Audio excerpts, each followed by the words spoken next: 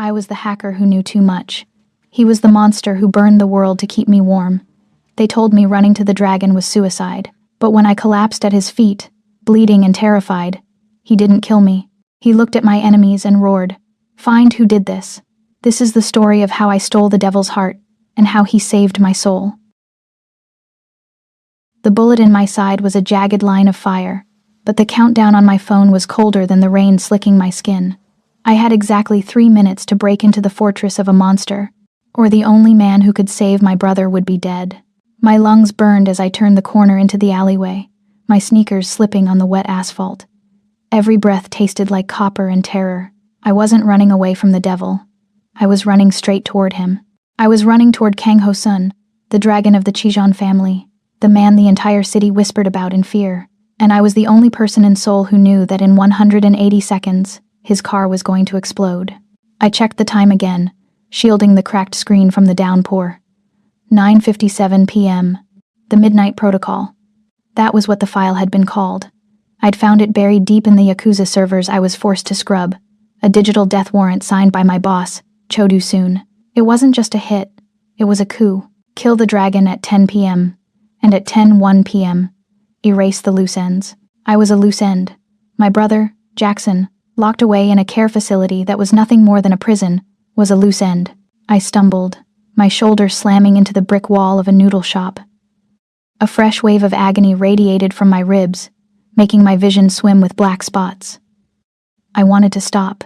I wanted to curl up in the shadows and let the darkness take me. But then I thought of Jackson's face, the way he looked at me when he promised he'd be brave. I pushed off the wall, leaving a smear of red on the rough stone. Ahead, the neon sign of the Red Dragon Club burned through the storm like a beacon. It stood apart from the other buildings, a monolith of black granite and reinforced glass. This was Chijon territory, a fortress where the police didn't dare tread. I wasn't an assassin. I wasn't a soldier. I was Zuri Adams, a hacker who had spent the last year living in a basement, turning lines of code into shields for criminals. But tonight, I had to be something else. 2 men stood under the awning of the club's entrance. They didn't look like the chaotic thugs Cho employed. They looked like statues carved from marble and dressed in Italian wool. They watched the street with the quiet, terrifying focus of predators. I stumbled onto the red carpet, water dripping from my hair, blood soaking the waist of my hoodie. I knew what I looked like to them: a junkie, a desperate woman looking for a handout, a nuisance to be removed. "Closed," the guard on the left said. He didn't raise his voice. He simply stepped into my path, a wall of muscle blocking the brass doors. "Kang." The name tore out of my throat, ragged and wet. "I need Kang Ho-sun." The guard's expression didn't flicker, but his hand moved subtly toward the inside of his jacket. "The boss doesn't see stray cats. Get lost before I throw you into traffic." "You don't understand," I gasped, reaching out to grab his sleeve. My bloody fingers left a smear of crimson on his pristine suit. "The car. You have to tell him." "The car." He looked at the blood on his sleeve with a mixture of disgust and annoyance. He shoved me. It wasn't a hard shove, just a dismissal, but in my state, it was enough. I lost my footing and crashed onto the wet pavement. Pain exploded in my side, white-hot and blinding, stealing the air from my lungs. I rolled over, gasping, rain mixing with the tears on my face. I checked my phone. 9:59 p.m. 60 seconds. "Please," I screamed, forcing myself up onto trembling knees. "He's going to die. The ignition is rigged." The guard frowned. He exchanged a look with his partner. They were hesitating. Good. Hesitation was a vulnerability. Hesitation was a crack in the firewall. I didn't wait for permission. I didn't wait for them to process the threat.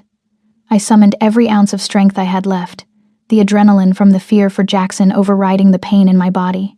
I lunged, not at the guards, but past them. I slipped through the small gap between them like water. "Hey!" A hand grabbed the hood of my sweatshirt. I twisted, slipping out of the garment, leaving it in his grip. I slammed my shoulder into the heavy brass doors. They were unlocked. I crashed into the lobby. The transition was jarring. The noise of the storm vanished instantly, replaced by a silence so heavy it felt suffocating. The air smelled of expensive leather, aged whiskey, and cedarwood. The lighting was low, amber and gold, reflecting off the polished marble floors like a frozen sunset. In the center of the cavernous lobby, a group of men stood in a circle. They had been talking, but my entrance severed the conversation like a knife blade. 10 pairs of eyes locked onto me. The sound of 10 safety catches clicking off echoed in the silence. But I only saw him. He stood in the center of the formation, the sun around which these lethal planets orbited. He was taller than the others, broad-shouldered but lean, wearing a charcoal three-piece suit that fit him with the precision of armor. His black hair was swept back from a face that could have been carved by a sculptor with a vendetta against softness. High cheekbones, a sharp jawline, and eyes like obsidian dark, reflective, and utterly void of fear. The tattoo of a dragon's tail curled up the side of his neck, the black ink stark against his pale skin, disappearing beneath the crisp white collar of his shirt. Kang Ho-sun. He didn't raise a gun. He didn't flinch. He just watched me with a terrifying stillness, as if a blood-soaked woman bursting into his sanctuary was a mild curiosity rather than a threat. "Don't shoot," he commanded. His voice was a low rumble, a vibration that I felt in the floorboards beneath my feet. It wasn't loud, but it carried absolute authority. The guns didn't lower, but no one fired. I took a step forward. My legs were shaking violently. Blood was dripping from my shirt, pooling around my sneakers, staining his white marble floor. "The car," I wheezed, my voice barely a whisper in the massive room. "Don't." "Get in the car." Ho-sun tilted his head slightly. He looked at me with curiosity, like a scientist examining a strange insect that had flown into his lab. "Why?" he asked. One word, simple, demanding. "Cho Do-soon," I managed to say, the name tasting like ash. "Midnight Protocol, the starter, pressure plate, 10 p.m. The name of his enemy made the air in the room drop 10 degrees. Ho-sun's eyes narrowed. He looked at his wrist. A platinum watch glinted in the light. 9:59 p.m. He looked toward the glass doors I had just burst through. Outside, his black sedan sat idling under the portico, rain slicking its roof. His lieutenant, a man with a scar through his eyebrow named Kim Gi-hwan, was already holding the door handle, waiting for the boss. "Gi-hwan, back!" Ho-sun's voice cracked like a whip. Gi-hwan didn't ask questions. He threw himself backward, away from the glass, diving onto the wet concrete. Click. I heard it in my head before it happened. The digital relay tripping. Boom. The explosion shook the foundation of the building.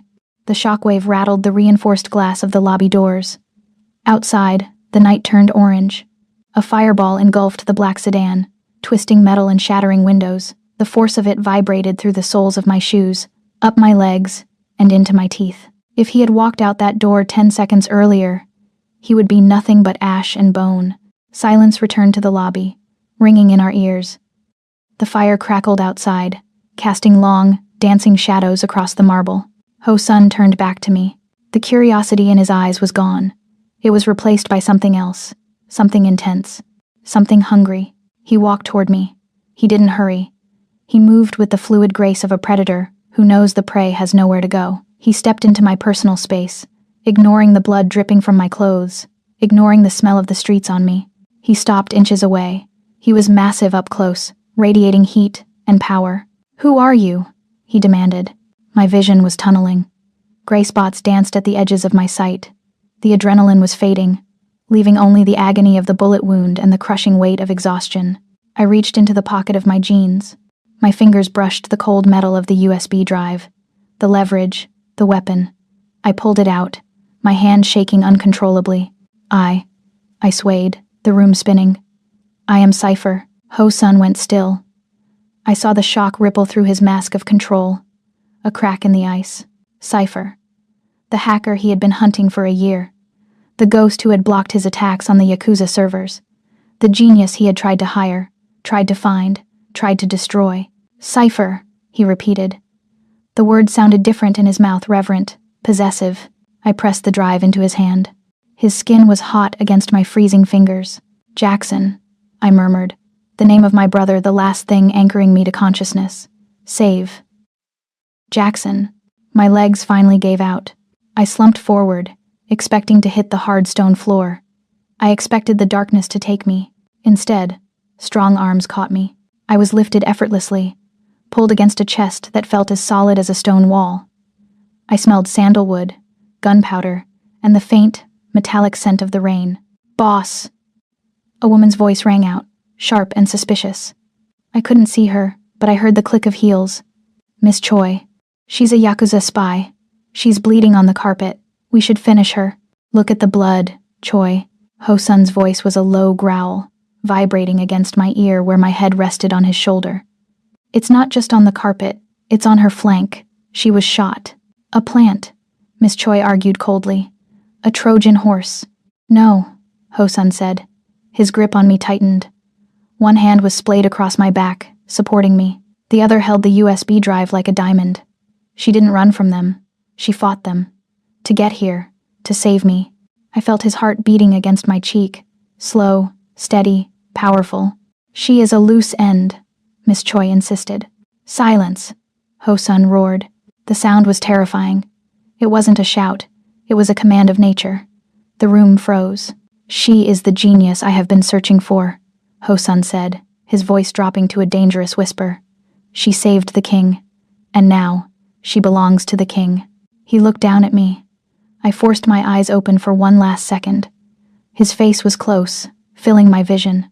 He wasn't looking at me with disgust. He was looking at me with a dark, terrifying intensity. "Gi-hwan," he barked without looking away from my face. "Get the medical team. Clear the West Wing. She goes to my suite." "Boss, your suite?" Gi-hwan hesitated. "That is highly irregular. Do it." "And what about the Yakuza?" Gi-hwan asked, gesturing to the burning car outside. "Chodu soon tried to kill you tonight." Ho-sun shifted me in his arms, lifting me higher, carrying me toward the elevators like I weighed nothing. He looked at the blood staining his expensive charcoal suit, my blood. His eyes darkened to black pits of rage. "Find who did this," Ho-sun snarled. "Find who touched her. Find who put a bullet in my cipher." He stepped into the elevator, the doors closing on his men. "And bring me their heads." The darkness finally claimed me. But for the first time in 6 months, I wasn't falling into a nightmare. I was falling into the arms of the dragon. And God help me, I felt safe. Welcome back, my rebels and midnight dreamers. Before we find out what happens when you wake up in the dragon's lair, make sure you are subscribed and hit that like button to seal the pact. I love seeing our dark romance family growing across cities and time zones. So tell me in the comments, where are you watching from tonight? Every click and every comment helps us keep these dangerous love stories alive. Now, find your quiet place, dim the lights, and let's get back to the story. Waking up felt less like rising from sleep, and more like resurfacing from the bottom of a deep, dark ocean. The first thing I registered was the silence. It wasn't the empty, hollow silence of my basement apartment, nor the terrifying, loaded silence of the Yakuza server room. This was a heavy, expensive silence, the kind of quiet that only money could buy, the sound of the world being forcibly shut out by thick walls and reinforced glass. The second thing I registered was the texture against my skin. Silk, cool, frictionless, and impossibly soft. I moved my hand, my fingers brushing against sheets that felt like woven water. I opened my eyes. The room was vast, bathed in the soft, gray light of early morning filtering through floor-to-ceiling windows. The ceiling was high, lost in shadow, and the walls were paneled in dark wood that absorbed the light. It didn't look like a bedroom. It looked like a sanctuary built for a god who hated the sun. Panic spiked in my chest, a sudden, sharp intake of breath that pulled at the wound in my side. The pain was there, but it was distant, muffled by heavy painkillers. "Easy," a voice said. It was a woman's voice, brisk and professional, speaking English with a clipped Korean accent. "You will tear the stitches if you move too fast." I turned my head. A woman in a white coat stood by a sleek medical cart, adjusting a drip line.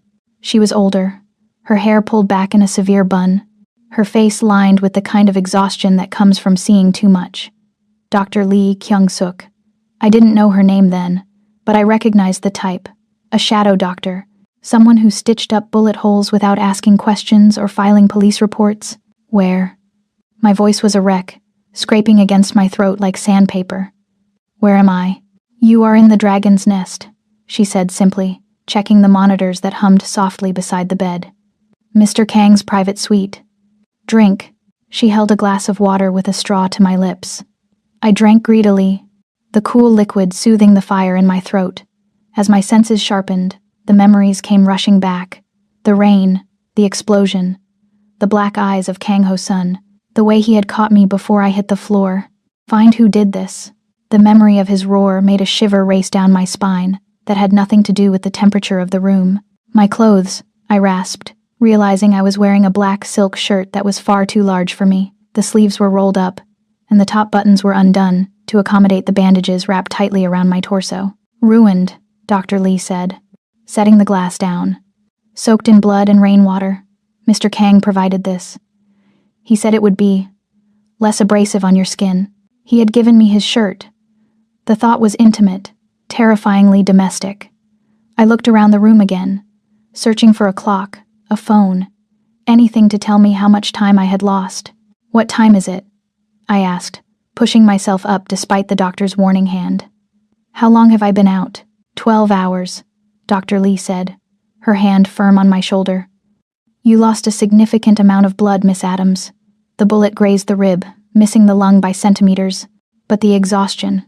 Your body simply shut down. 12 hours. The air left my lungs in a rush. Jackson, I have to go, I said, swinging my legs over the edge of the massive bed. The room spun violently. My brother.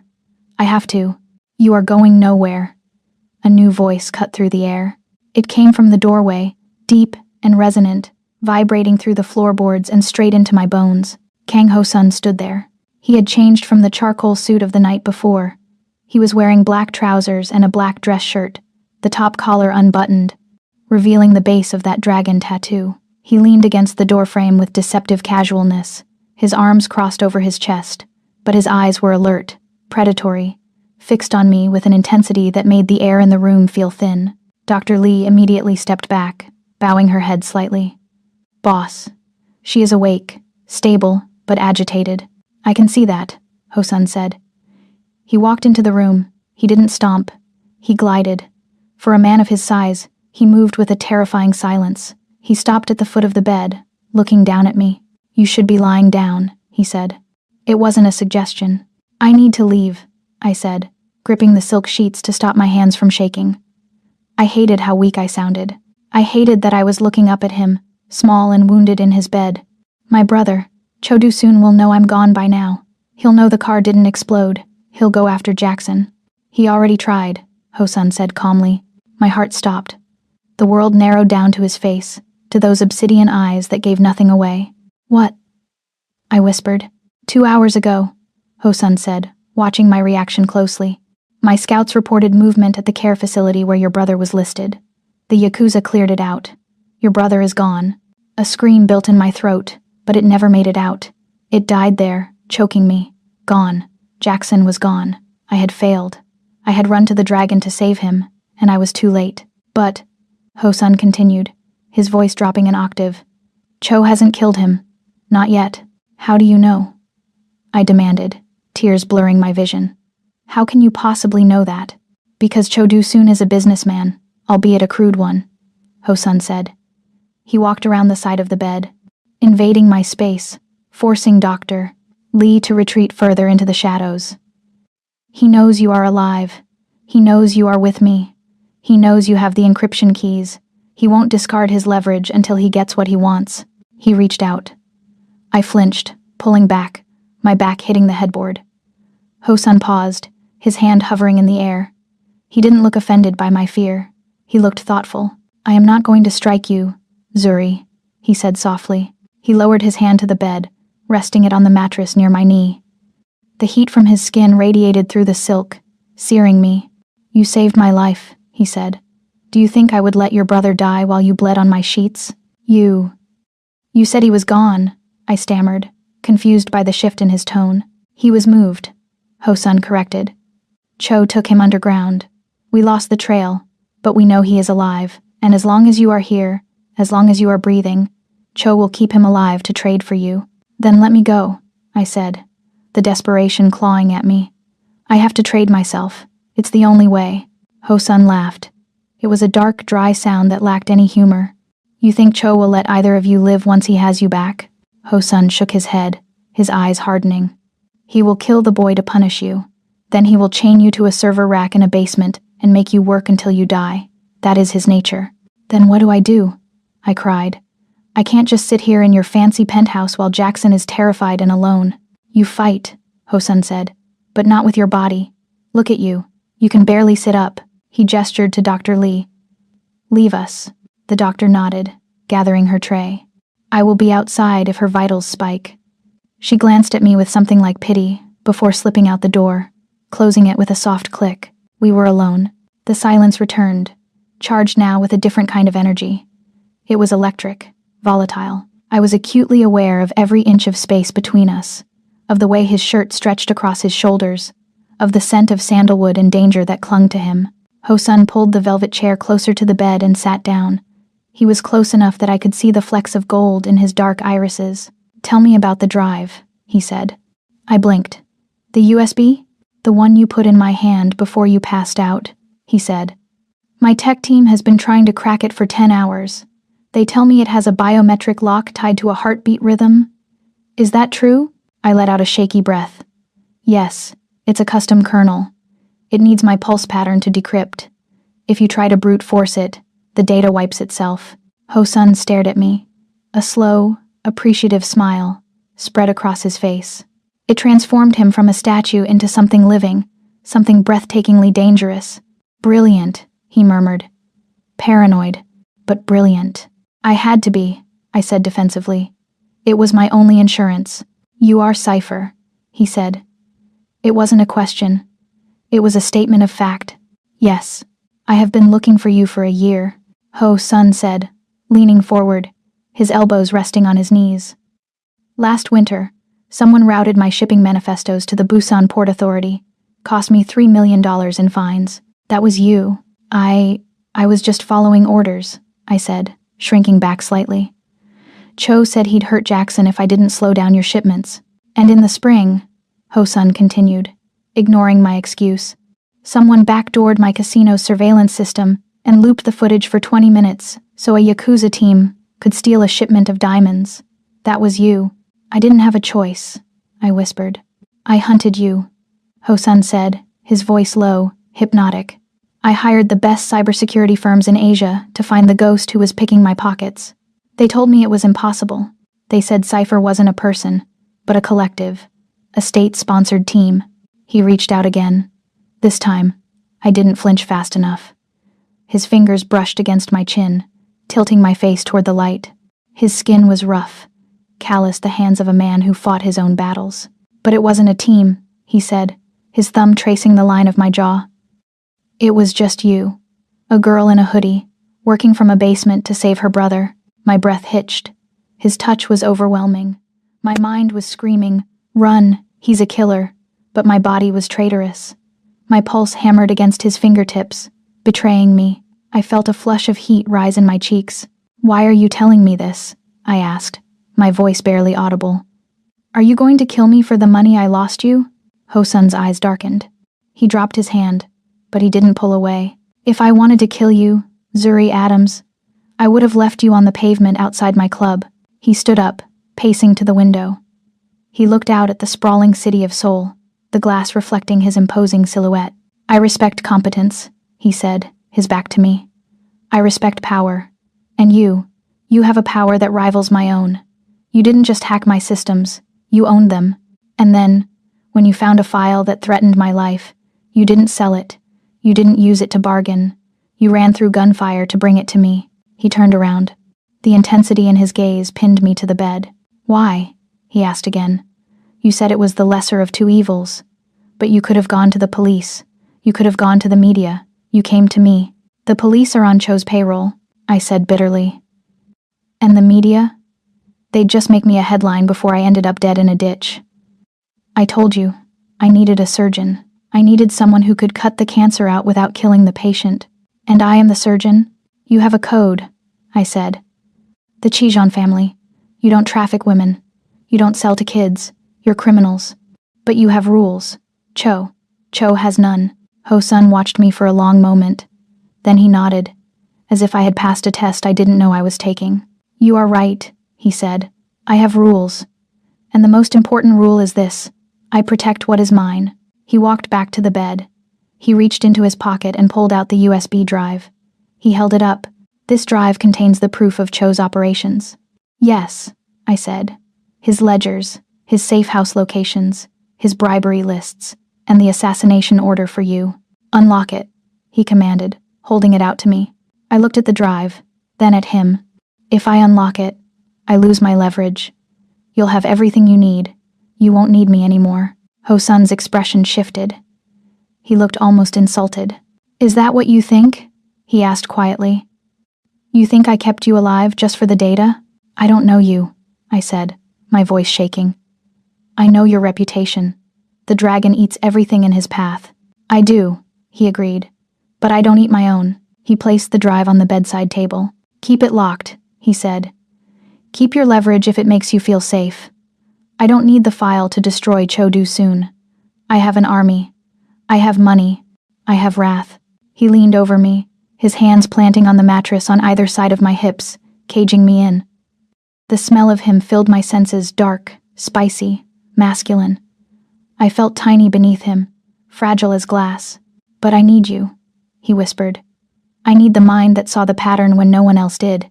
I need the woman who took a bullet for a stranger. I swallowed hard. I'm not a soldier. No, he murmured, his gaze dropping to my lips for a fraction of a second, before returning to my eyes. You are a queen on a chessboard full of pawns, and I am done letting you be used by lesser men. The door to the suite opened. Kim Gi-hwan stepped in, looking flustered. He stopped dead when he saw Ho-sun leaning over me, the intimacy of the scene unmistakable. He cleared his throat loudly. Ho-sun didn't flinch. He slowly straightened up, his eyes never leaving mine, before turning to his lieutenant. Report, Ho-sun said, his voice instantly cold and commanding. We have a situation, boss, Gi-hwan said, avoiding looking at me. Miss Choi intercepted a message. Cho Do-soon has sent an ultimatum. Play it, Ho-sun ordered. Gi-hwan pulled out a tablet and tapped the screen. The audio was grainy, distorted, but the voice was unmistakable.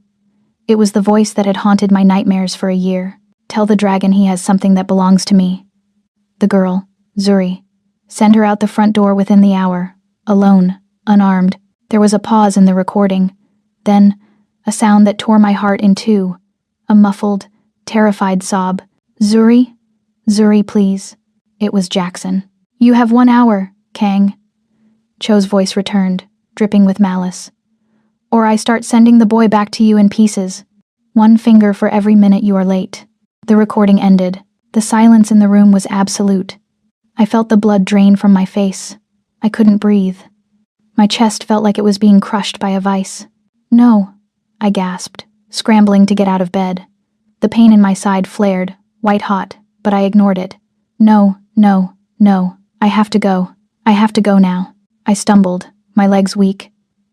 I would have fallen if Ho-sun hadn't caught me. He grabbed my arms, holding me upright. Let me go, I screamed, struggling against his grip. He's going to hurt him. You heard him. I have to go. Stop. Ho-sun shook me once, hard enough to rattle my teeth, but not enough to hurt. Look at me. I can't let him die. I was sobbing now, the tears hot and fast. He's just a kid. He has nothing to do with this. Zuri, listen to me. Ho-sun's voice was a roar, drowning out my panic. If you walk out that door, you both die. Cho won't let Jackson go. He will kill you the moment he has you, and then he will kill the boy because he likes the sound of it. I have to try. No. Ho-sun pulled me against his chest, trapping my arms. I fought him, hitting his chest with my fists, but it was like hitting a wall. He wrapped his arms around me, crushing me to him, immobilizing me. You are not going out there. He growled into my hair. You are not surrendering. Why do you care? I screamed into his shirt. Why won't you let me save him? Because you belong to me now. The words hung in the air, heavy and absolute. I went still. I pulled back, looking up at him. His face was a mask of fury. His jaw clenched so hard a muscle ticked in his cheek. His eyes were blazing. What? I whispered. Your blood is on my floor. Ho-sun said, his voice rough, breathless.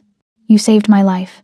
By the laws of my family, by the laws of my blood, you are under my protection. If Cho Do-soon wants you, He has to burn this entire city to the ground and sift through the ashes to find you. He released me, but only to cut my face in his hands. His thumbs wiped away the tears on my cheeks. The gesture was shockingly tender, at odds with the violence in his voice. I will get your brother back, Hosun promised. I swear it on my name, but we do it my way. We do it with war, not surrender. We don't know where he is, I said, my voice breaking. You said you lost the trail. I did, Hosun said. He looked at me, a challenge in his eyes. But I am just a thug with a gun. You are Cypher. He stepped back, gesturing to the sleek computer terminal on the desk in the corner of the room. You said you hacked his finances. You said you know his systems. Hosun pointed to the desk. Stop crying. Stop acting like a victim. Go to that computer and find him. I looked at the computer. Then I looked at Hosun. He wasn't looking at me with pity. He was looking at me with expectation. He believed I could do it. The panic in my chest began to recede, replaced by a cold, sharp focus. The same focus that had kept me alive in Cho's basement for a year. I wiped my face with the sleeve of Hosun's silk shirt. I took a deep breath, pushing the pain in my side into a small box in the back of my mind. I need access to your network, I said, my voice steadying. I need an unrestricted uplink and a proxy server. Hosun nodded to Gihwan. Give her everything she needs. Boss, Gihwan warned, eyeing me warily. Giving her unrestricted access to our mainframe, she could wipe us out. Hosun looked at me. She could have let me blow up in my car. She didn't. He turned back to me. The computer is yours. I walked to the desk. I sat down. The chair was expensive leather. The keyboard was mechanical, responsive. I cracked my knuckles. I wasn't Zuri Adams, the scared sister, anymore. I was Cypher. And Cho Do-soon had just made the mistake of giving me a target. I began to type. The code flowed across the screen, a waterfall of green and white. I bypassed Cho's basic firewalls in seconds. They were sloppy, arrogant. I dove deeper, hunting for the digital footprint of the team that had taken Jackson. Hosun came to stand behind me. He didn't speak. He just watched. I could feel his presence like a heat source at my back. It was grounding. He's using a jamming signal, I muttered, my fingers flying, trying to mask the location. But the jammer draws power. If I can find the power spike. I pulled up the city's energy grid. I overlaid it with the cellular dead zones. There. A massive power draw in an industrial sector that should have been dormant. Got you, I hissed. I spun the monitor around. Sector 4. The old shipyard. Warehouse 12. That's where the signal is originating. That's where Jackson is. I looked up at Hosun. He was staring at the screen, then at me. The look on his face made my breath catch. It was hunger. It was awe. It was the look of a man who had just discovered that the woman he saved was more dangerous than he was. 5 minutes, Hosun said softly. It took my team a week to find a whisper of his location. You found him in 5 minutes. I told you, I said, meeting his gaze. I'm good at what I do. Hosun leaned down, his hands gripping the arms of my chair, trapping me. He brought his face close to mine. You are not good, he murmured. You are lethal. He straightened up, the moment breaking as he turned to Gihwan. Mobilize the Alpha team. We hit the shipyard in 20 minutes. No mercy. Kill everyone who isn't the boy. Yes, boss. Gihwan ran out of the room, shouting orders into his radio. I stood up. I'm coming with you. Hosun turned back to me. No, you are injured. I know the shipyard's security grid, I argued, stepping toward him.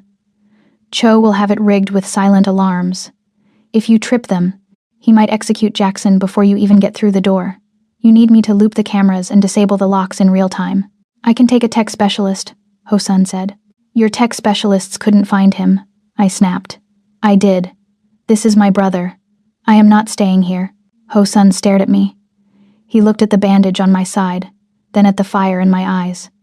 He seemed to be weighing the risk of my injury against the value of my mind. He stepped closer, reaching out to adjust the collar of the silk shirt hanging loosely on my frame. His knuckles grazed my collarbone, sending a jolt of electricity through me. You are stubborn, he said. I'm desperate, I countered. Fine, Hosun said. But you stay in the command vehicle. You do not enter the building, and you stay behind me. If a bullet comes your way, it has to go through me first. Do you understand? I understand. Good. Ho-sun walked to the wardrobe in the corner of the room. He pulled out a black tactical vest. He turned and tossed it to me. Put this on, he ordered. If you are going to war with the dragon, you need to dress for it. I caught the vest. It was heavy. It felt like armor.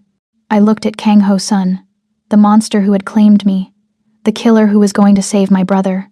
Thank you, I whispered. Ho-sun paused at the door. He looked back at me, his eyes dark and unreadable. Don't thank me yet, he said. Thank me when your brother is safe. And Zuri? Yes? Once we have him. Once this is over. We are going to have a very long conversation about exactly what you meant when you said you belonged to me. He didn't wait for an answer. He walked out, leaving me standing in the center of his fortress, my heart pounding a rhythm that felt dangerously like hope. I pulled the vest on over the silk shirt. I strapped it tight. Cypher was back online, and the dragon was coming with me. The interior of the armored SUV smelled of leather, gun oil, and the terrifying scent of inevitable violence. We were moving fast, a convoy of 3 black vehicles cutting through the rain-slicked streets of Seoul like a spear tip. I sat in the back of the lead car, my laptop open on my knees, the blue light of the screen reflecting off the window where the city blurred past in streaks of neon and gray. Beside me, Kang Ho-sun was a statue of focused aggression. He was checking a handgun, a matte black semi-automatic that looked heavy and lethal. His movements were precise, almost ritualistic. Eject the magazine, check the chamber, slide it back, click. Every sound in the confined space felt amplified. My heart was a frantic bird battering against my ribs, confined by the tight straps of the tactical vest he had forced me to wear. Stop shaking, Ho-sun said. He didn't look up from the weapon. I'm not shaking, I lied. It's the vibration of the car. You are shaking, he corrected, sliding the gun into a holster beneath his jacket. And your heart rate is elevated. I can see the pulse in your neck. I self-consciously pulled the collar of the silk shirt higher. My brother is being held by a psychopath who threatened to cut him into pieces. Forgive me if I'm not calm. Ho-sun turned his head slowly. In the shadows of the car, his eyes were pools of ink. Fear is useful, he said quietly. Panic is not. Panic makes you miss details. Panic makes you dead. I won't panic, I said, my fingers hovering over the keyboard. I'll do my job. Good. He reached down to the floorboard and picked up another object. A smaller gun. A compact pistol that looked like a toy compared to his. But I knew better. He held it out to me, grip first. I stared at it. I don't use guns.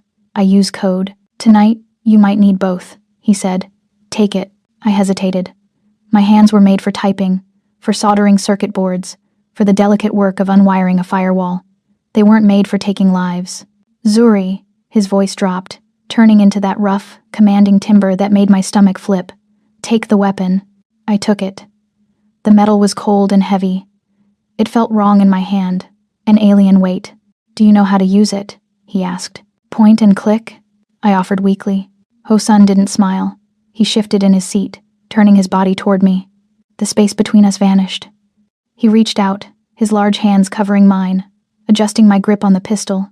Not point and click, he murmured. His breath ghosted over my ear, warm and smelling of mint. Stance, grip, breath control. If you fire without bracing, the recoil will break your wrist or send the bullet into the ceiling. He guided my fingers. His touch was firm, authoritative. His thumb pressed against the back of my hand, aligning my wrist. Keep your finger off the trigger until you are ready to destroy what is in front of you, he instructed. Safety is here. Flick it down to fire. I nodded, unable to speak. The proximity was overwhelming. I could feel the heat radiating from his chest through his shirt. I could feel the hard muscle of his thigh pressed against mine on the leather seat. It was perverse to feel this kind of attraction while we drove toward a slaughterhouse, but my body didn't care about context. My body only knew that the most dangerous man in the city was teaching me how to survive, and he was doing it with a tenderness that terrified me more than the gun. If anyone comes near the command vehicle, Ho-sun said, his eyes locking onto mine, you do not hesitate. You do not ask questions. You put 2 rounds in their chest. Do you understand? Yes, I whispered. Good. He released my hands, leaving them cold. Put it in the vest. I slid the gun into the tactical pouch on my chest. It sat there, a heavy promise of violence right over my heart. The radio crackled from the front seat where Kim Gi-hwan was driving. "Boss, we are 2 minutes out. Alpha team is in position at the perimeter. Beta team is securing the rear exit. Any movement?"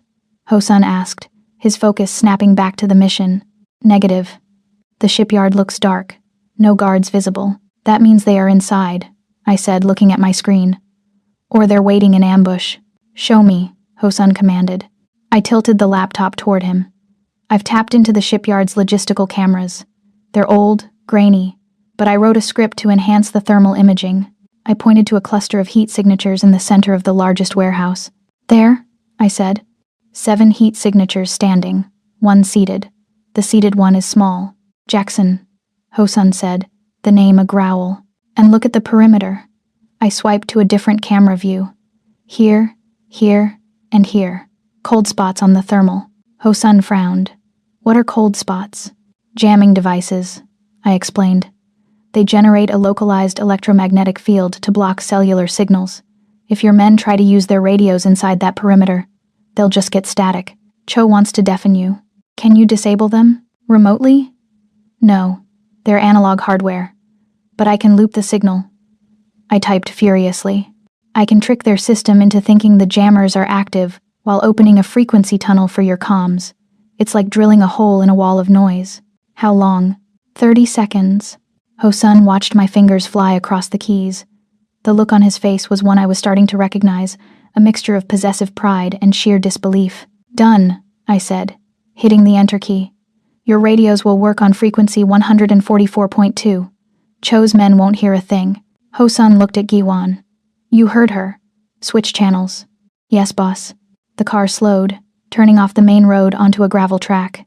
The headlights cut through the rain, illuminating rusted metal fences and towering cranes that looked like the skeletons of prehistoric beasts. The shipyard was a graveyard of industry, silent and imposing. "Kill the lights," Ho-sun ordered. The world went dark. The car rolled to a stop in the shadow of a stacked shipping container. "We are here," Ho-sun said. He turned to me. "Stay in the car. Lock the doors. Keep the laptop running. You are my eyes, Zuri.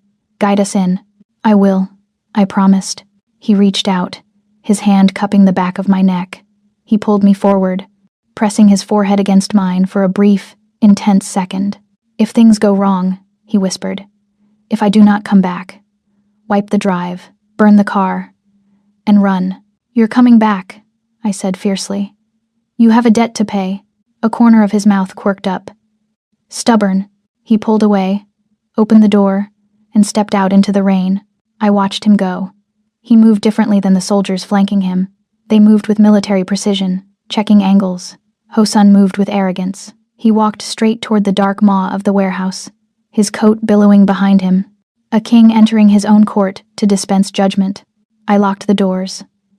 I was alone in the armored silence. "Okay, Cypher," I muttered to myself. "Time to work." I switched views on my screen. I had eyes everywhere. I could see Ho-sun's team stacking up at the side entrance. I could see the Yakuza guards inside, oblivious, smoking cigarettes near a stack of crates. "Boss," I said into the headset I had put on. 3 targets inside the east door, 2 on the catwalk above. "Copy." Ho-sun's voice came through, crystal clear thanks to my frequency tunnel. "Alpha 1, take the catwalk. Alpha 2, breach on my mark." I watched the screen, holding my breath. On the monitor, shadows moved. The Chijon soldiers were ghosts. 2 muffled thwips suppressed gunfire and the men on the catwalk crumpled. "Catwalk clear," a soldier reported. "Breaching," Ho-sun said. The door on the screen flew open. The firefight was instant and brutal. Muzzle flashes lit up the grainy black and white feed like strobe lights. I winced, even though I couldn't hear the shots. I saw bodies fall. "Clear." Ho-sun's voice came back, moving to the inner sanctum. "Wait," I said, my eyes scanning the other feeds. Something was wrong. "Ho-sun, stop." "What is it?" "The heat signatures," I said, zooming in on the central room where Jackson was. "They're moving. They're fading." "Fading?" "They're cooling down," I realized with a jolt of horror. "They aren't people. They're decoys. Heat lamps set up on mannequins." "It's a trap," Ho-sun hissed. "Get out," I screamed. "Get out of there." Suddenly, the screen flickered. The feed from the warehouse distorted, tearing into static. A red error message flashed across my laptop. Signal lost. Connection refused. Ho-sun? I shouted. Ho-sun? Static. I typed frantically, trying to reroute the connection. Come on, come on. Then, a new voice cut through my headset. Not Ho-sun's, not Giwan's. You are very clever, Miss Adams. It was a woman's voice. Smooth, cool, Miss Choi. I froze. Choi? What did you do? I merely corrected a security flaw, she purred. You opened a frequency tunnel. I collapsed it, and I redirected the external feeds to a loop. My blood ran cold. You're jamming us. I am ensuring the proper outcome, Miss Choi said. The boss is emotional when it comes to you. He is taking unnecessary risks. He walked into a kill box because he trusted your intel.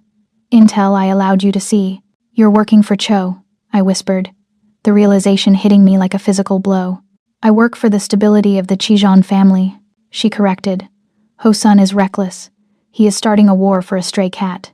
When he dies tonight, the family will need new leadership, stable leadership, and Cho has agreed to a very lucrative truce once the dragon is slain. You traitorous bitch, I snarled. He trusts you. He trusted you, she laughed softly. And look where it got him. He is currently standing in an empty warehouse that has been rigged with C4 explosive. The detonator is on a timer. 2 minutes, Zuri. Do you think he can run fast enough? The line clicked dead. I sat there for one paralyzed second. The silence in the car was deafening. Ho-sun was inside. He was walking into a bomb, just like the one that was supposed to kill him in the car, and he couldn't hear me. He couldn't see the trap. I looked at the gun in my vest. I looked at the laptop. I could run. That's what a smart person would do. That's what a victim would do. Wipe the drive, burn the car, disappear. But I wasn't a victim anymore. I was Cypher, and the dragon was mine. I grabbed the laptop. I grabbed the spare comms unit from the console. I unlocked the car door and threw it open. The rain hit me instantly, soaking the silk shirt, plastering my hair to my face. The pain in my side roared, a hot knife twisting in my ribs, but I didn't care. I ran. I ran toward the warehouse, toward the dark, looming metal beast that was about to swallow the man I needed. I reached the side of the building. I could hear muffled shouting inside. They were confused. They didn't know the bomb was there. I needed to get a signal through. I needed to override Miss Choi's jammer, but the jammer was powerful. I had to be close to the source to overpower it. I scanned the exterior. There, a junction box near the main power conduit. If I could jack directly into the hardline, I could bypass the wireless jamming and send a all-call alert to their earpieces through the building's internal PA system. I sprinted to the box. It was locked. I didn't have time to pick it. I pulled the gun from my vest. Safety off, I muttered, my hands shaking. Grip. Stance. I pressed the muzzle against the lock and pulled the trigger. Bang. The recoil jarred my shoulder, hurting my wound, but the lock shattered. I ripped the door open. I pulled a cable from my laptop bag and jammed it into the diagnostic port. I balanced the laptop on my knees, typing with one hand while holding the gun with the other, watching the darkness behind me. Override, I hissed. Come on, override. Access granted. I tapped into the PA system. I maxed the volume. I leaned into the laptop's microphone. Ho-sun, it's a trap. C4, get out. Now. My voice boomed through the warehouse, amplified to a deafening volume. It echoed off the metal walls, a god voice from the heavens. Inside, I heard the sudden chaos, shouting, running. Then, a timer on my screen caught my eye. The building's power grid was surging. The detonator. Run! I screamed into the mic. I scrambled back, away from the wall, diving behind a stack of concrete pipes. The earth heaved. Boom! This explosion was bigger than the car. It was a sun being born inside the warehouse. The metal walls buckled. The roof lifted off like a lid on a boiling pot. Fire and debris erupted outward. The shockwave hit me, throwing me backward into the mud. My laptop skidded away. I curled into a ball, shielding my head as shrapnel rained down around me. Then, silence. Just the hiss of rain on hot metal and the crackle of flames. Ho-sun. I whimpered, pushing myself up. Mud coated my hands. My ears were ringing. I looked at the burning skeleton of the warehouse. No, I whispered. No, no, no. I scrambled to my feet, stumbling toward the fire. Ho-sun. Movement in the smoke. A figure emerged from the curtain of gray ash and orange flame. He was coughing, dragging someone with him. Ho-sun. His suit was shredded. His face was streaked with soot and blood. But he was walking. He was dragging Kim Gi-hwan, who looked unconscious. Behind him, other soldiers stumbled out, battered but alive. I ran to him. I didn't care about dignity. I slammed into him, wrapping my arms around his neck, burying my face in his ruined shirt. "You're alive," I sobbed. "You're alive." Ho-sun stiffened for a second. Then his arms came around me, crushing me against him. He smelled of smoke and blood, but underneath, he was solid and warm. "You came back," he rasped, his voice rough from the smoke. "I told you to stay in the car. You were walking into a bomb," I cried, pulling back to look at his face. "Miss Choi." She jammed the signal. "She's working for Cho." It was a trap. Ho-sun's eyes, which had been soft for a moment, instantly turned into shards of ice. "Choi?" he asked. "Dangerous and low," she told me, I said. "On the comms. She said she wanted stable leadership. She tried to kill you." Ho-sun looked around at his men. They were regrouping, checking weapons. He lowered Gi-hwan to the ground as a medic rushed over. "Where is she?" Ho-sun asked, scanning the perimeter. "She was monitoring the feed remotely," I said. "But she said Cho has Jackson," she said. I swallowed hard. She said this was just the distraction. Distraction for what? Before I could answer, a spotlight blinded us. It came from the crane tower high above the shipyard. A beam of pure white light pinned us against the mud. "Welcome to the party." Cho Do-soon's voice boomed over a loudspeaker. I squinted up against the glare. On the high platform of the crane, a figure stood holding a megaphone, and beside him, dangling from a rope tied to the railing, swaying precariously over the 100-foot drop, was a small, struggling figure, Jackson. "I told you, Dragon," Cho shouted, his laughter manic and tinny over the speakers. "I don't leave loose ends." Ho-sun pushed me behind him instantly.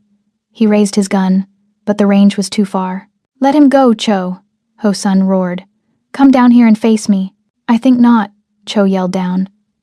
"I have a better idea. You want the boy? You can catch him." Cho pulled a knife. He held it to the rope holding my brother. "No," I screamed, breaking from Ho-sun's grip. I ran forward into the light. "Take me. Cho, take me. I'm the one you want. I have the codes. I have the money." "I already have the money," Cho laughed. "Miss Choi was very helpful with your passwords while you were playing nursemaid. I emptied the dragon's accounts 5 minutes ago." He sawed at the rope. Jackson screamed, a thin, terrifying sound that tore through me. "Zuri, look at me," Ho-sun said. He was beside me again, grabbing my shoulder. He wasn't looking at the crane. He was looking at the control box at the base of the tower. "Can you override the crane?" he asked. "Can you lower him?" I lost my laptop," I said, panic choking me. "It's in the mud. It might be broken." "Find it," Ho-sun ordered. "Fix it. Hack it. There's no time. He's cutting the rope." "Buy me time," Ho-sun said. He turned and looked at me with an intensity that burned. "You are the queen, Zuri. Rule the board. I will get the piece." He turned and sprinted toward the base of the crane. He didn't look for cover. He ran straight into the open, drawing fire from Cho's guards positioned on the tower. He was the distraction now. I fell to my knees in the mud, frantically searching for my laptop. I found it half buried. The casing cracked. I flipped it open. The screen flickered, glitched, then blue light. It was alive. "Okay," I breathed, wiping mud from the trackpad. "Okay, Jackson. Hold on," I typed. My fingers slipped on the wet keys. I connected to the shipyard's industrial control network. It was ancient, unguarded. I found the crane controls. Warning, manual override engaged. Cho had locked the controls from the cab. "Damn it," I cursed. I looked up. Ho-sun was climbing the ladder of the crane. Bullets sparked off the metal rungs around him. He fired back, one-handed, climbing with a speed that defied physics. He was a demon ascending from hell. "Zuri!" Jackson screamed as the rope frayed. I looked back at the screen. I couldn't lower the rope, but I could move the arm. If I swung the crane arm fast enough, Centrifugal force would swing Jackson toward the catwalk where Ho-sun was climbing. But if I timed it wrong, I would smash my brother into the steel girders. It was a shot in the dark. A 1 in a million calculation. Panic makes you dead, I whispered Ho-sun's words. I took a breath. I watched Ho-sun reach the platform. He vaulted over the railing, tackling a guard. Cho saw him. Cho turned, slashing at the rope. The rope snapped. Jackson fell. Now! I screamed, hitting the enter key. The crane's massive engine groaned. The arm jerked violently to the left. Jackson didn't fall straight down. The momentum of the swinging arm threw him in a wide arc through the air. He was flying toward the platform. Ho-sun saw him coming. He abandoned the fight. He ignored Cho, who was raising a gun to shoot him in the back. Ho-sun leaped from the railing, diving into the empty air. It was a moment frozen in time. The rain, the light, the falling boy, and the leaping man. Ho-sun caught Jackson in midair. One arm wrapped around my brother's waist. His other hand slammed into the steel lattice of the crane's support structure. He grunted, the impact shuddering through his body. But he held on. They were dangling 50 feet in the air. Cho-do soon leaned over the railing above them, laughing. He aimed his gun at Ho-sun's clinging hand. Goodbye, dragon. My laptop was useless for this. I grabbed the gun from my vest, the one Ho-sun had given me. Stance, grip, breath. I raised the gun. I was 70 yards away. Impossible shot for a novice. But I wasn't aiming for Cho. I was aiming for the hydraulic hose exposed on the side of the cab, right next to where Cho was standing. I exhaled. I squeezed the trigger. Bang. The bullet sparked against the metal. I missed. Focus. I screamed at myself. I fired again. Bang. A jet of high-pressure hydraulic fluid exploded from the hose. It hit Cho-do soon in the face with the force of a fire hose. He screamed, blinded, losing his balance. He stumbled back, his gun firing wildly into the air. He slipped on the wet grating. He went over the edge. There was no one to catch him. He fell, a screaming ragdoll, and smashed into the concrete below with a sickening, wet crunch. Silence descended on the shipyard. I got you. Ho-sun's voice echoed down. He was pulling himself up, muscles straining, hauling Jackson onto the safety of the lower maintenance platform. They were safe. I dropped the gun. I dropped the laptop. I sat down in the mud and put my face in my hands, shaking so hard my teeth rattled. A few minutes later, heavy boots approached. I looked up. Ho-sun stood there. He was wet, bloody, covered in grease and soot. He looked like a god of war who had just crawled out of a trench. He was carrying Jackson, who was clinging to him like a koala. Ho-sun set my brother down. Jackson ran to me. Zuri. We collided, a tangle of wet limbs and tears. I checked him all over. Bruises, cuts, but whole. I'm sorry, I sobbed. I'm so sorry. The dragon saved me, Jackson whispered, eyes wide. He flew, Zuri. He actually flew. I looked up at Ho-sun. He was watching us. His expression was exhausted, but his eyes were burning with that same intense fire. He walked over. He knelt in the mud, ruining what was left of his pants. He reached out and touched my face, smearing a streak of soot on my cheek. You came back, he said softly. You told me to run, I said. I don't take orders well. You shot the hydraulics, he said, glancing at the crane. That was calculated risk. I managed a weak smile. Ho-sun didn't smile. He leaned forward and pressed his forehead against mine. You are not a hacker, he whispered. You are a Valkyrie. He pulled back, his hand lingering on my neck. Let's go home, he said. We have a traitor to hunt. As we walked back to the surviving cars, Ho-sun carrying Jackson, his hand firmly gripping mine, I realized something. The gilded cage wasn't a cage anymore. It was a castle, and I had just helped the king defend the walls. Miss Choi was out there somewhere. She had the money, she had the betrayal, but we had the dragon, and now the dragon had me. The drive back to the city was silent, but it wasn't the empty silence of fear. It was the heavy, charged silence of survivors. Jackson slept in the back seat, his head pillowed on my lap, his breathing hitching every few minutes in a dream sob that broke my heart. I stroked his hair, watching the city lights flicker past, but my attention was fixed on the man in the front passenger seat. Kang Ho-sun hadn't spoken since we left the shipyard. He sat with his head leaned back against the headrest, eyes closed, his profile illuminated intermittently by passing street lamps. He looked wrecked. The charcoal suit was gone, discarded in the mud. His white shirt was torn at the shoulder, stained with oil and blood that I prayed wasn't his own. But his left hand rested on the center console, fingers curled into a loose fist. And every time the car hit a bump, his hand would shift, brushing against my knee. He didn't pull away. Neither did I. We arrived at the penthouse. It wasn't just a home anymore. It was a command center. Soldiers swarmed the lobby, their eyes wide as they saw their boss walk in looking like he had wrestled a hurricane. "Secure the perimeter," Hosun ordered Giwan, his voice rasping but unbroken. "Nobody in or out without a DNA scan. If a bird lands on the balcony, I want to know about it." "Yes, boss. And the boy?" "The boy stays with Zuri," Hosun said. "Put a guard on the guest room door. A reliable one. If he wakes up, I want him fed." He turned to me. The exhaustion in his eyes was profound. Deep shadows bruising the skin beneath his lashes, but the fire was still there. "Go," he said softly. "Get him settled. Then come to my study." It wasn't a request. It was a summons. I took Jackson to the guest room. I tucked him into a bed that cost more than our entire education, watching as he burrowed into the duvet. Safe for the first time in a year, I washed the mud from my face in the ensuite bathroom, staring at my reflection. My eyes looked different. Harder, older. I wasn't the girl who ran from the rain anymore. I was the woman who shot a hydraulic line to drop a murderer. I walked down the hallway to the study. The door was ajar. Hosun was sitting behind his massive mahogany desk. He had a bottle of whiskey open and a first aid kit spread out in front of him. He was trying to wrap a bandage around his forearm, but his movements were stiff, clumsy. "You're doing it wrong," I said, stepping into the room. He looked up. A ghost of a smile touched his lips. "I am right-handed. The cut is on my right arm. Physics is against me. Let me." I walked around the desk. I took the gauze from his hand. His skin was hot to the touch, radiating a feverish heat that spoke of adrenaline crash. I cleaned the wound a long, shallow slice from the crane's metal grating. He didn't flinch as the alcohol stung him. He just watched me. "You have good hands," he murmured. "Steady. They have to be," I said, applying the antiseptic. "Coding requires precision. One wrong keystroke, and the system crashes."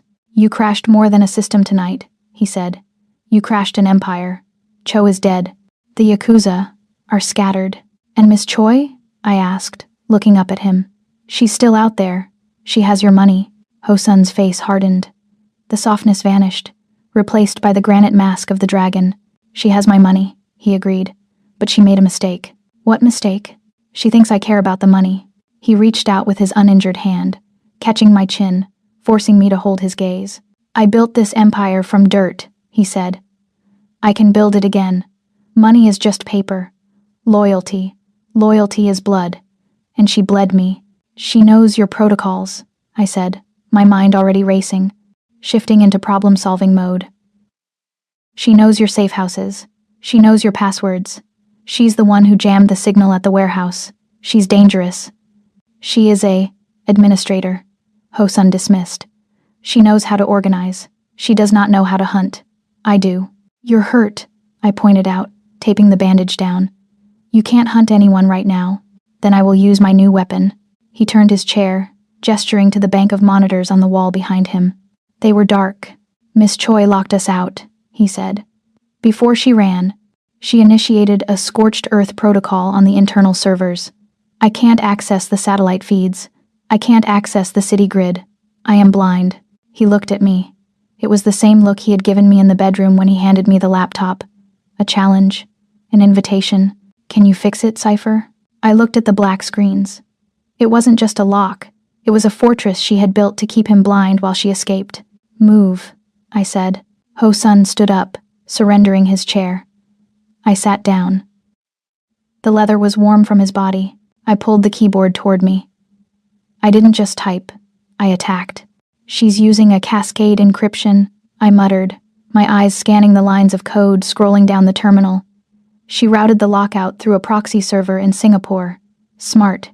She thinks it will take us hours to bypass." "We don't have hours," Hosun said, standing behind me, his hand resting on the back of the chair. "If she leaves the country, she disappears. She knows where the bodies are buried, Zuri. Literally. If she sells that information to the authorities or my rivals, the Chijon family is finished. She isn't going to Singapore, I said, my fingers flying. That's a decoy. How do you know? Because she's arrogant, I said.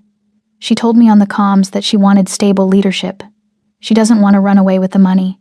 She wants to replace you. I hit the enter key. A red access denied box flashed.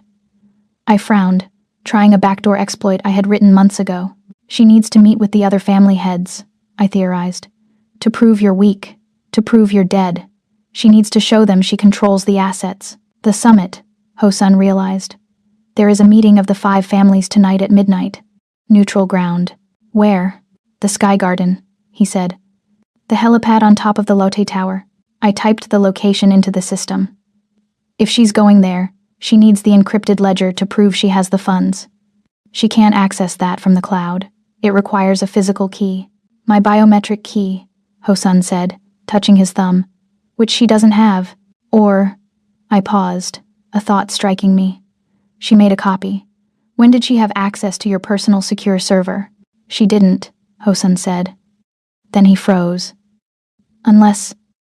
Yesterday, when I was with you in the medical wing, she was in the office alone for 10 minutes. That's it, I said. She cloned your biometric signature, but a clone degrades.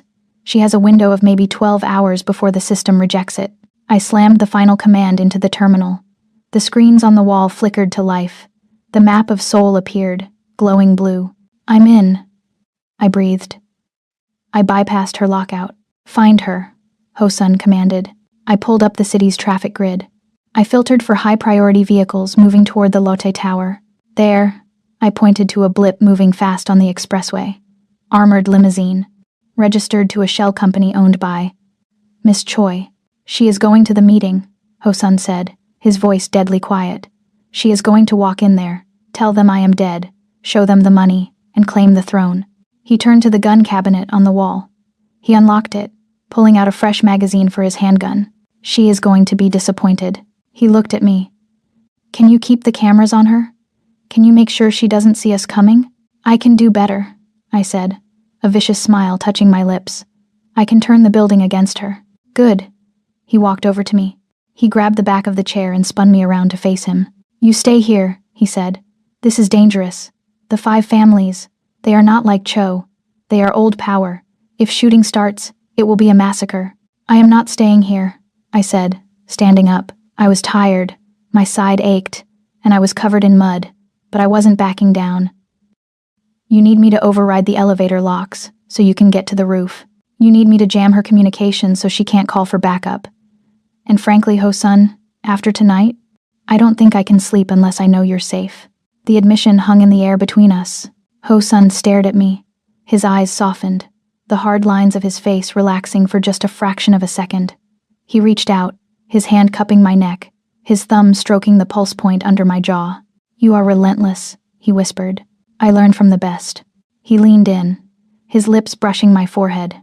It was a benediction, a promise. Then let's go, he said. The queen needs to see her kingdom. The Lotte Tower pierced the clouds, a needle of glass and steel dominating the skyline. It was the tallest building in Korea, a symbol of impossible wealth. And tonight, it was a battlefield. We entered through the service basement. Hosun's Alpha team had secured the perimeter, silencing the guards with terrifying efficiency. We moved through the concrete corridors, the hum of the building's massive generators vibrating in the air. Elevators are locked down, Gi-hwan reported, checking the panel. She has them set to penthouse access only. We can't call them. Hosun looked at me. I plugged my tablet into the service port. Give me 10 seconds. I rewrote the logic protocol for the elevator bank. I told the system that there was a fire alarm on the roof, triggering an emergency recall to the basement. Ding, the doors slid open. After you, I said. We stepped in. The ride up was long. 123 floors. The numbers ticked up on the display. 10, 20, 50. Hosun stood in front of me, shielding me from the doors. He checked his weapon again. When the doors open, he said to his men, secure the exits. Miss Choi is mine. No one touches her. What about the other families? Gi-hwan asked. If they stand down, they live, Hosun said. If they draw weapons, they die. He turned his head slightly. looking back at me over his shoulder. "Stay in the elevator until the room is clear. I'll be watching on the cameras," I said, tapping my tablet. "If she tries to run, I'll lock the doors." 100, 110, 120. The elevator slowed. The air pressure changed, popping my ears. Ding. The doors opened onto the roof. The wind hit us first, howling at this altitude. The Sky Garden was a masterpiece of landscaping, manicured hedges, stone paths, and a glass-walled pavilion in the center where the meeting was taking place. Beyond it, the helipad waited, the landing lights glowing red. Ho-sun stepped out. His coat whipped around him in the wind. He didn't crouch. He didn't hide. He walked straight toward the glass pavilion. Inside, I saw them. 5 elderly men sitting around a circular table, and standing at the head, holding a tablet, looking triumphant, was Miss Choi. She saw Ho-sun. Her face went slack. The tablet slipped from her fingers and clattered onto the table. She thought he was dead. She thought the C4 had vaporized him. Ho-sun pushed open the glass doors. The wind howled into the room, scattering papers. "Sorry I'm late," Ho-sun said, his voice cutting through the wind. "I had to put out a fire." The 5 old men looked at him, then at Miss Choi. They didn't move. They were predators, waiting to see which beast was stronger. "You," Miss Choi stammered, backing away. "You should be dead." "I am hard to kill," Ho-sun said, walking toward her. "Especially when I have a guardian angel." "He's compromised," Miss Choi screamed, turning to the other dons. "He is weak. He let a spy into the inner circle. He risked the family for a woman. I am the only one thinking clearly." "Is that so?" Ho-sun stopped at the table. He picked up the tablet she had dropped. It showed the bank transfer authorization screen. "Emptying the accounts into your private fund. Is that for the family, Choi?" "I was securing the assets," she shrieked. "I was saving us." "You were stealing," Ho-sun said calmly. "And you tried to kill me." He tossed the tablet aside. It cracked on the floor. "Gentlemen," Ho-sun addressed the table. "You have a choice. You can back the traitor who hires Yakuza butchers to kill her own blood, or you can back the dragon who just wiped the Yakuza off the map." The head of the Han family, an ancient man with a cane, looked at Ho-sun. "Cho Do-soon is dead? Threw him off a crane myself," Ho-sun said casually. The old man nodded slowly. He looked at Miss Choi. "He is dead." "You lied. He got lucky." Miss Choi backed up, her eyes darting to the exit leading to the helipad. "This isn't over. I have the encryption keys. I have the backup." She pulled a remote from her pocket. "My helicopter is inbound," she hissed. "If anyone tries to stop me, I upload the entire Chijon database to the police. Everything, every bribe, every body." She backed toward the door. "Ho-sun," I yelled from the elevator. "She's bluffing. The upload takes bandwidth. She can't do it from the air." Miss Choi's eyes snapped to me. Hate, pure and undiluted, twisted her features. "You," she spat. "You ruined everything." She raised the remote, pressing a button. On the helipad outside, floodlights snapped on. The sound of rotor blades chopped at the air. A black helicopter rose from the edge of the building, hovering. "Goodbye, Kang," she sneered. She turned and ran for the helicopter. "Zuri," Ho-sun shouted. "I'm on it." I dropped to the floor of the elevator, opening my laptop. I scanned for the helicopter's signal. It was a civilian transport, heavily modified, but it used standard avionics. "Come on," I typed, my heart hammering. "Handshake protocol. Bypass authentication." Miss Choi was running across the tarmac. The helicopter door opened. A hand reached out to pull her in. "Connect," I screamed at the screen. Connection established. I didn't have time to hack the flight controls fully. I needed something faster, something crude. I hacked the lighting system of the helipad. "Let there be dark," I whispered. I hit enter. Every light on the roof, the landing strip, the floodlights, the safety beacons cut out instantly. The roof was plunged into total darkness. The pilot panicked. Without visual reference points in the high wind, hovering next to a skyscraper was suicide. The engine roared as he pulled up hard, banking away from the building to avoid a collision. Miss Choi was left standing on the edge of the roof, the wind whipping her hair, the helicopter disappearing into the night clouds. She was stranded. The emergency lights flickered back on, bathing the roof in a red glow. Ho-sun walked out onto the tarmac. He removed his jacket, tossing it aside. He rolled up his sleeves. Miss Choi turned around. She was backed against the railing, 1,000-foot drop behind her, the dragon in front of her. "Please," she whimpered, the arrogance finally gone. "Hosun, I raised you. I served your father." "My father is dead," Hosun said, stopping 3 paces from her. "And you tried to send me to join him." "I can help you," she pleaded, holding out her hands. "I know where the hidden accounts are. I can double your fortune." "I don't need your money," Hosun said. "I have Zuri." He didn't yell. He didn't rage. He stepped forward, grabbing her by the throat. He lifted her off her feet, her heels kicking uselessly against his legs. "You touched what was mine," he whispered. "You tried to break my shield." He carried her to the edge. "Hosun," I called out, running onto the roof. He paused, looking back at me. Miss Choi clawed at his hands, gasping for air. "Don't do it," I said, breathless. Hosun frowned. "She deserves this." "She does," I agreed, walking closer. "But don't throw her off. It's too quick, and it's messy. The police will investigate a body on the sidewalk." I held up my tablet. "I just transferred her escape fund into a charity account for orphans in her name," I said. "And I sent her confession to the other families. If you kill her, she's a martyr. If you let her go, the families will hunt her. She'll spend the rest of her short life running, poor, and terrified." Hosun looked at Miss Choi. He saw the terror in her eyes, the realization that she was broke, exposed, and hunted by everyone. "Death is a mercy," Hosun mused. "You want her to suffer." "I want her to know what it feels like to be powerless," I said, like she made me feel. Hosun smiled. It was a cold, cruel smile. "As my queen commands," he said. He dropped her, not over the edge, but onto the hard concrete of the roof. She collapsed, gasping, coughing. "Get out of my city," Hosun said to her. "If I see you again, I will let Zuri decide which piece of you we send to the morgue first." Miss Choi scrambled up, stumbling past us, running for the stairwell, broken and defeated. Hosun didn't watch her go. He turned to me. The wind blew his hair back from his face. He looked wild, dangerous, and utterly magnificent. "You hacked the helicopter," he said, sounding impressed. "I turned off the lights," I corrected. "Simpler." He laughed. He walked over to me, wrapping his arms around my waist, pulling me against his body. The heat between us flared instantly, chasing away the cold wind. "We make a good team," he said. "We do," I admitted, resting my hands on his chest. "The war is over," he murmured, leaning down. "Cho is gone. Choi is gone. Jackson is safe."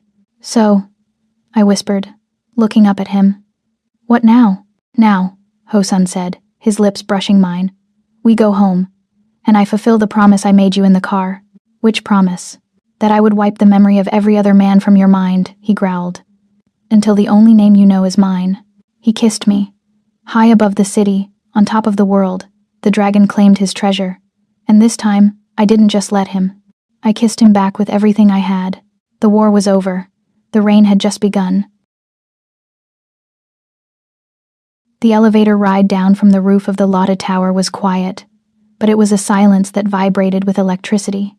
The adrenaline of the fight, the terror of the crane, and the savage satisfaction of watching Miss Choi's empire crumble had all distilled into a single, overwhelming need.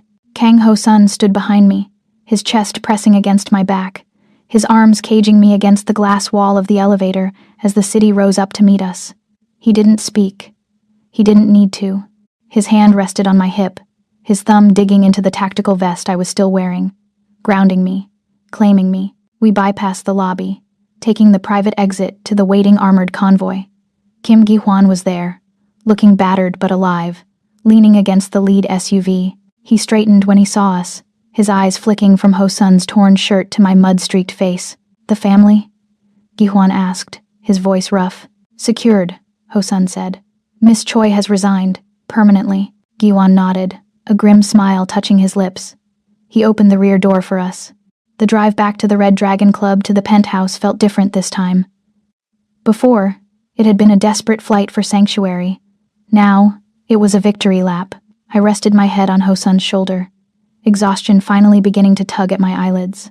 He wrapped his arm around me, pulling me closer, his chin resting on the top of my head. "Sleep," he murmured, the vibration of his chest rumbling against my ear. "We are safe." "I can't sleep," I whispered. "I'm too wired. I keep seeing Jackson falling. Jackson is safe, Hosun said, his grip tightening. He is in my guest room, guarded by men who would die before letting a shadow touch him. And you are here. We arrived at the underground garage. Hosun didn't wait for Gihwan to open the door. He kicked it open and stepped out, pulling me with him. He didn't lead me to the elevator. He swept me up into his arms, carrying me bridal style. I can walk, I protested weakly, though I leaned into his warmth. You have walked enough tonight, he said. You walked into a burning warehouse. You ran into a kill box. Now, you rest. The penthouse was quiet. The city lights poured in through the floor-to-ceiling windows, painting the room in shades of silver and blue. It was beautiful, cold, and pristine, a stark contrast to the dirt and blood we were covered in. Hosun carried me straight to the master bathroom. It was a cavern of black marble and gold fixtures, dominated by a shower that was large enough for 4 people. He set me down on the vanity counter. Strip, he ordered softly. It wasn't a sexual command. It was practical. He began to peel off his own ruined shirt, the buttons pinging against the floor. I watched him, mesmerized. His torso was a map of violence, old scars, fresh bruises from the crane, and the dragon tattoo that seemed to breathe with him. I fumbled with the straps of the tactical vest. My fingers were stiff, coated in dried mud. Hosun brushed my hands aside. Let me. He undid the buckles. He pulled the heavy vest over my head, dropping it to the floor with a heavy thud. Then he reached for the hem of the silk shirt, his shirt that I had ruined. He unbuttoned it slowly, his eyes tracking every inch of skin he revealed. When he saw the bandage on my side, soaked through with fresh blood from the exertion, his jaw clenched. I broke the stitches, I murmured. We will fix them, he said, his voice tight. We will fix everything. He turned on the shower. Steam instantly filled the room, smelling of rain and eucalyptus. He helped me out of the rest of my clothes and led me into the water. The heat was a shock, stinging my cuts, but then it felt like heaven. The mud ran off us in dark rivers, swirling down the drain. Hosun took a sponge and soap. He washed me with a tenderness that made my chest ache. He cleaned the soot from my face, the grease from my arms, the blood from my side. He treated me like I was made of porcelain, despite having watched me shoot a hydraulic line an hour ago. When I was clean, I took the sponge from him. I washed the blood from his chest, tracing the line of the dragon's scales. I washed the grit from his hair. We stood there for a long time, just breathing, the water cascading over us, washing away the yakuza, the fear, the past. Then, Hosun turned off the water. He wrapped me in a towel as thick as a blanket and carried me to the bed. He laid me down against the pillows. He didn't dress. He crawled in beside me, pulling the duvet up over us, creating a cocoon of warmth and darkness. Zuri, he said. I turned to face him. In the shadows, his eyes were burning. You saved my life, he whispered. Twice. You saved my brother, I replied. The debt is paid. There is no debt, Hosun growled. He reached out, his hand cupping my cheek, his thumb brushing my lower lip. Debt implies a transaction. This is not business. What is it? I asked, my breath catching. Possession, he said. Obsession. Destiny. Call it what you want. He moved closer, his body pressing against mine. The friction of skin on skin sent a jolt of electricity through me that banished the exhaustion. I told you in the car, he murmured, his face inches from mine. I promised I would make you forget every other man. I promised I would wipe the slate clean. I remember, I breathed. Do you want this? He asked. He stopped, his hand freezing on my waist. You are injured. You are tired. If you want to sleep, we sleep. I will hold you, and that will be enough. I looked at him. The dragon, the killer, the man who had jumped off a crane for my brother. I don't want to sleep, I whispered. I want to feel alive. Make me feel alive, Hosun. He groaned, a low, guttural sound, and then his mouth was on mine. It wasn't gentle. It was starving. It was the kiss of a man who had spent a lifetime waiting for the other half of his soul. His hands were everywhere, mapping my body, claiming every inch of me as Chijon territory. Mine, he gasped against my neck. Say it. Yours, I cried out, arching into him. I'm yours. The rest of the world fell away. There was no soul, no yakuza, No codes or firewalls. There was only the heat of the dragon, the weight of his body, and the absolute certainty that I had finally, after years of running, found the one place where I couldn't be broken. Sunlight hit my face like a physical blow. I groaned, trying to bury my face in the pillow, but the pillow was hard and warm and breathing. I opened one eye. I was lying on Hosun's chest. His arm was draped over me, heavy and possessive. He was asleep, his face relaxed in a way I had never seen before. The tension lines around his eyes were smoothed out. He looked younger. I shifted slightly, wincing as the stitch in my side pulled. Hosun's eyes snapped open instantly. He was awake in a nanosecond, his hand tightening on my arm. "Threat?" he rasped, his voice thick with sleep. "No," I smiled, tracing the dragon tattoo on his neck. "Just sunlight, and a bladder that needs emptying." He relaxed, letting out a long breath. He fell back against the pillows, pulling me down with him. "Stay," he grumbled. "The world can wait." "I have to check on Jackson," I said, though I didn't make any move to leave. "Giwan checked on him 10 minutes ago." Hosun mumbled into my hair. "He ate 3 bowls of rice and is currently playing video games on the theater screen." I laughed, the sound bubbling up from a place of pure relief. "You have spies everywhere." "I protect what is mine," he said simply. He rolled over, hovering above me, blocking out the sun.